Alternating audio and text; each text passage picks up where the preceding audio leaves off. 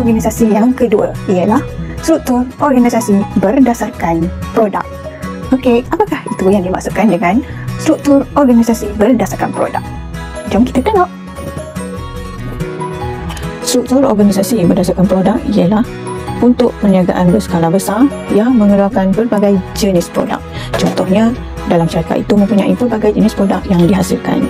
Diwujudkan untuk memudahkan pihak pengurusan menyelaraskan operasi atau perkhidmatan yang berkaitan. Individu-individu yang bekerja mengikut pengalaman, pengetahuan, kemahiran dan kepakaran dalam menghasilkan produk tertentu.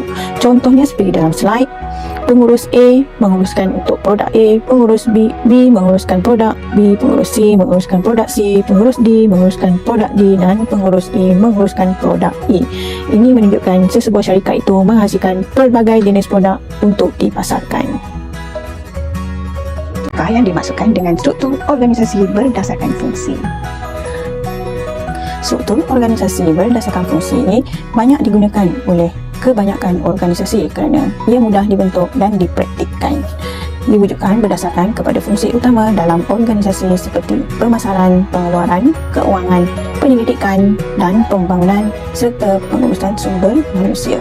Struktur organisasi berdasarkan fungsi menempatkan individu mengikut kemahiran atau kepakaran dalam fungsi tertentu. Okey, seperti contoh yang dipaparkan dalam slide. Pengurus besar berada di bahagian atas, kemudian diikuti oleh pengurus pengeluaran, pengurus keuangan, pengurus pemasaran, pengurus R&D dan pengurus sumber manusia. Setiap pengurus ini ditugaskan mengikut fungsi-fungsi mereka tersendiri. Struktur organisasi berdasarkan geografi dan wilayah. Wah, apa itu struktur organisasi berdasarkan geografi dan wilayah? Okey, jom kita tengok. Struktur organisasi berdasarkan geografi atau wilayah diwujudkan berdasarkan kawasan pasaran yang menjadi fokus syarikat tertentu. Struktur organisasi ini memerlukan sejumlah kaki tangan yang besar di ibu pejabat bagi tujuan penyelarasan jabatan, unit dan bahagian di pelbagai wilayah.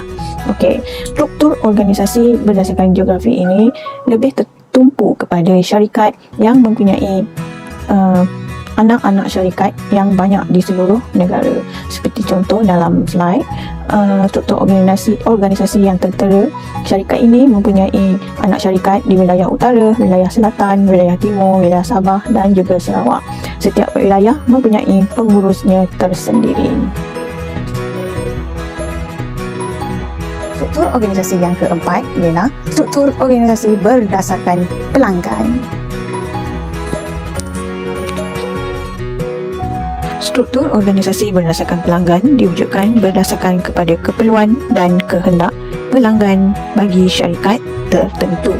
Biasanya wujud dalam organisasi yang menawarkan perkhidmatan, contohnya perbankan dan lain-lain.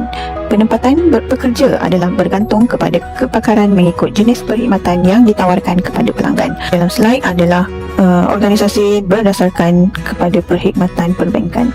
Jadi di bank memerlukan perkhidmatan kaunter, perkhidmatan mesin ATM, perkhidmatan nasihat pelaburan dan perkhidmatan-perkhidmatan lain.